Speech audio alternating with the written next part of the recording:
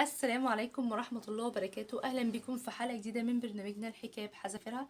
أولا نصلي على الحبيب المصطفى سيدنا محمد عليه أفضل الصلاة والسلام.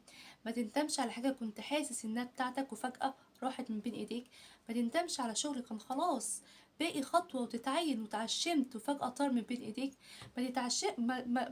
ما تندمش على عريس كان متقدم لك وما حصلش نصيب، أو خطيب على وش جواز وفجأة ما كملش وسابك، او على كلية وباقي درجة واحدة في المية. ما تندمش، اللي ليك نصيب فيه هيجيلك وهيوصلك حتى لو انت هربت منه، واللي ملكش فيه نصيب مش هتطوله حتى لو لفيت الدنيا وراه. حاجات كتيرة في الدنيا بنبني عليها كل احلامنا، وفي لحظة بنلاقي كل حاجة اتهدت. انا عارفة انك كنت قد ايه متعلق بالحاجة دي. يمكن ربنا خد منك نجمة عشان يديك مكانها القمر.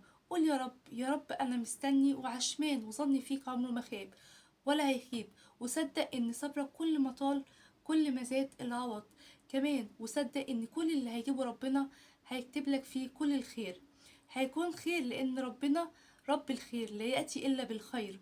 ربنا عالم بكل خدش بتداري جواك، وهيجبرك وهيعوضك بعوضه الجميل.